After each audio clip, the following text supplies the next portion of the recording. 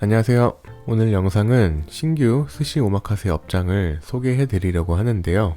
제가 영상을 녹음하고 있는 이 순간까지는 아직 유튜브 영상이 없는 곳입니다. 뭐 작업하고 바로 올리는 게 아니다 보니까 그 사이에 영상이 올라올 수도 있긴 하겠지만 여튼 지금은 없어요. 신용산역 바로 앞에 위치한 스시 이젠입니다. 일단 가격대가 디노 77,000원으로 공격적이에요. 왜냐하면 바로 옆 건물에 스시 우미가 있잖아요. 우미를 염두에 둔 가격이 아닐까 싶은데 특이사항은 이곳은 1인 업장입니다. 셰프님 혼자 운영하고 계신데 이로 인한 장단점이 확연히 느껴지더라고요. 런치가 없는 이유도 혼자 준비하기 너무 버거워서 일단은 없애버렸다고 하셨습니다. 과연 어땠는지 영상 끝까지 시청해주시면 감사하겠습니다. 기본 세팅은 이렇게 되어 있고요. 1인 업장임에도 물통을 놓지 않고 직접 따라주십니다. 와사비와 절인 무가 놓여 있고요. 당연하게도 와사비는 제품인 듯합니다. 주류 메뉴판은 일품 진로와 화요가 있는 게 특징이네요. 주변 직장인을 염두에 두신 것 같기도 하고요. 콜키지는 6월까지 무료입니다. 술 좋아하시는 분은 한번 가보세요. 와인잔이 리델잔입니다. 첫 츠마미는 어란입니다. 쫀득하면서 고소한 맛이 특징인데요. 술안주로 그만이죠. 그냥 먹으면 조금 짤 수는 있어요. 그리고 붕장어를 절인 무로 감싼 다음에 노른자로 만든 소스를 곁들여 주셨습니다. 전체적으로 새콤달콤한 맛이 강하고 입맛을 돋구는 역할을 합니다. 그리고 광어 사시미 2점을 주셨는데요. 왼쪽은 코브즈메, 그러니까 다시마에 숙성을 한 것이고 오른쪽은 일반적인 숙성 방식으로 내주셨어요. 근데 이상하게 엄청 반짝반짝 예뻐 보이네요. 일단 일반적으로 숙성된 피스를 먹었는데 좀 놀랐어요. 왜냐하면 제가 지금까지 먹어본 시로미 중에 아마 가장 부드럽지 않나 싶은데 보통 숙성이 오래되면 이제 겉이 좀 푸석해서 부스러지는 경우가 많았었거든요. 그런데 그런 것 없이 그냥 부드러웠습니다. 감칠맛이 강하다고 느끼진 않았는데 질감이 참 신기하더라고요. 그리고 코브짐에 된 것은 조금 더 꼬들거리는 식감이었습니다. 개인적으로는 그냥 숙성된 게 훨씬 좋았습니다. 그리고 타다키한 삼치랑 양파절임을 같이 주셨습니다. 원래 한 점은 훈연을 해서 내다가 손님들 반응이 좋지 않아서 타다키로 통일하셨다고 하네요. 삼치를 좋아하진 않는데 두툼하고 부드러운 식감에 새콤달콤한 양파가 맛을 좀 채워주니 좋았습니다. 양파 절임이 맛이 좋더라고요. 그리고 맑은 국이 나왔습니다. 옥돔으로 만든다고 하셨고 참나물이 조금 들어가 있는데 맑은 지리의 맛입니다. 보통 이렇게 국물이 나오면 이제 스시로 넘어가는 경우가 있어서 생각보다 안주가 많지는 않은가 보다 이렇게 생각을 했었는데요. 짠! 차무시가 나왔습니다. 코스 순서가 특이하다고 생각을 했었는데 숨은 의미를 알아냈습니다. 이제부터 시작이라는 걸. 차무시는 다시가 강하지 않고 슴슴한데 양이 많아서 약간 물리는 느낌이 있었습니다. 문어 조림이 나왔습니다. 달달하게 조리가 되어 있고 살짝 씹는 맛이 있는 정도입니다. 온도감은 약간 따스한 정도예요. 혼자 운영을 하시기 때문에 이제 뒷주방 인원이 없는데 따뜻하게 내려고 생각하는 음식은 꼭 신경을 쓰시더라고요. 그게 참 대단하다고 생각이 들었는데 아무래도 그러다 보니 다음 음식이 나오는데 시간이 걸리는 느낌이었습니다. 그리고 청어 이소배 막기가 나왔습니다. 청어가 엄청 기름지더라고요. 맛있었어요. 코다리 부분이 꽤 두껍게 남았는데 미련 없이 버리시더라고요. 그게 너무 아까워서 그냥 나한테 버리지 하면서 아쉬워했는데 이때까지는 몰랐습니다. 앞으로 얼마나 많은 음식을 먹어야 하는지. 전복 술찜이 나왔습니다. 전복도 꽤 커요. 살짝 은은하게 술 향이 나면서 부드럽고 따뜻했어요. 트러플 소금을 따로 주시면서 곁들여 먹으라고 하셨고 조합이 좋았습니다. 자, 남발게입니다. 남이 발라준 게. 어떤 분은 남발게가 게 종류인 줄 알았다고 하시는 분도 계시더라고요. 아래는 그냥 게살, 위에는 이제 내장에 버무린 게살이고 그리고 소스는 이제 카니스라고 해서 새콤달콤한 식초 같은 소스입니다. 맛있습니다. 그리고 구운 과리비 관자를 김으로 싸서 주셨습니다. 재밌는 게 제가 희한하게 김 같은 거에 좀 신경을 쓰는 편인데요. 괜찮습니다. 바삭해요. 관자도 바로 구워 나온 거라 따뜻하고 달달하고 좋았습니다. 그리고 줄무늬 전갱이 사시미입니다. 이쯤 되니까 이제 배가 좀 차는 느낌인데 사시미가 또 나오더라고요. 셰프님이 설명을 해주신 게 이제 받은 생선이 생각했던 것보다 1kg가 더 커서 평소보다 사시미 2종이 더 나온다고 하셨어요. 운도 좋지. 그런데 오늘 생선들이 다 왜 이렇게 때깔이 좋아 보이는지 기름이 무슨 툭불 한우 등심 마냥 엄청 올라있네요. 맛있습니다. 그리고 참돔입니다. 앞에 시마아지가 너무 맛있어서 이건 조금 묻히는 느낌이 있었어요. 그리고 희한하게 앞에서 먹은 광어가 더 임팩트가 있었습니다. 그래도 부드럽고 괜찮았습니다. 그리고 다음으로 나온 것은 한치가 아니고 무늬 오징어입니다.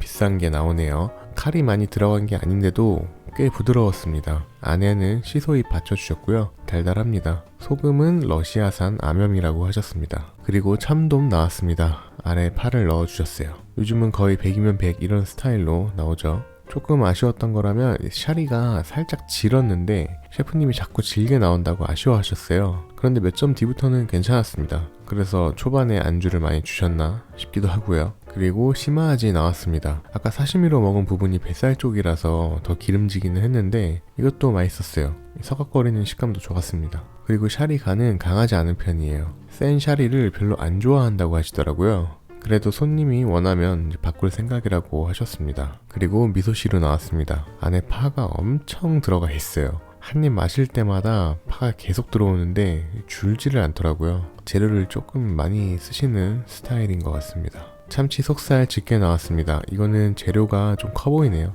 부드러워서 샤리랑 밸런스는 괜찮긴 했습니다. 냉동 축양을 쓰신다고 하셨는데 생각보다 산미도 있고 나쁘지 않았습니다.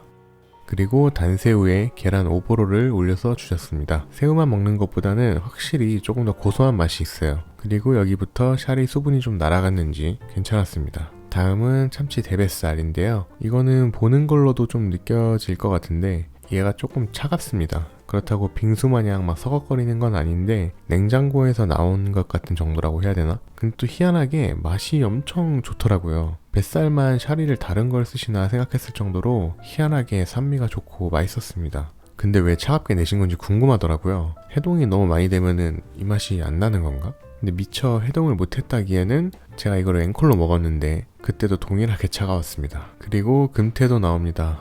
나올 건 진짜 다 나와요. 근데 맛도 좋습니다. 보통 오픈한 지 얼마 안 된 가게는 재료에 힘을 주는 경향이 있어서 오픈빨이 있다고는 하는데 제 예상을 벗어나 버리네요.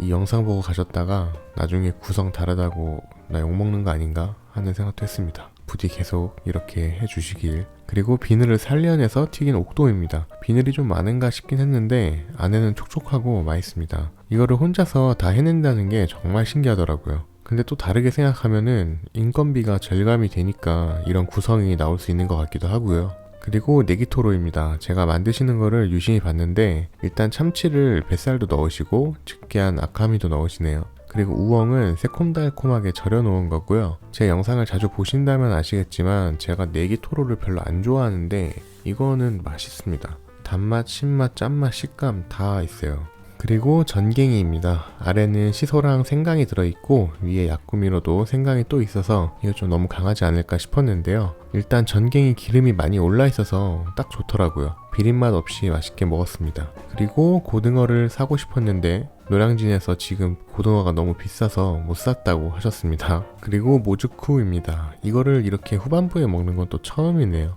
오미자로 소스를 만드셨다고 하는데 이거 일단 제가 먹어본 모즈쿠 중에서는 제일 맛있네요. 그냥 지나가면서 먹는 메뉴라고 하더라도 참 신경을 많이 쓰신 것 같습니다. 그리고 붕장어가 나왔습니다. 기나긴 코스의 마무리를 알리는 메뉴입니다. 안하고는 조금 얇은 듯한 느낌?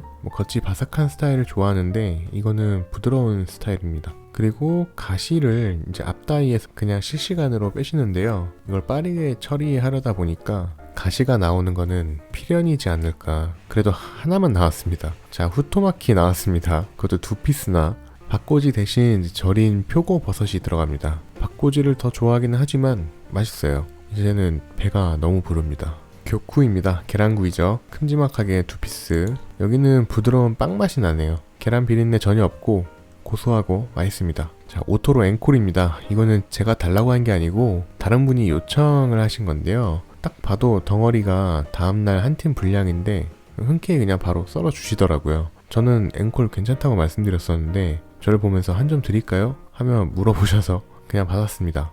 차가웠지만 맛있었습니다. 그리고 짜잔, 또 있습니다.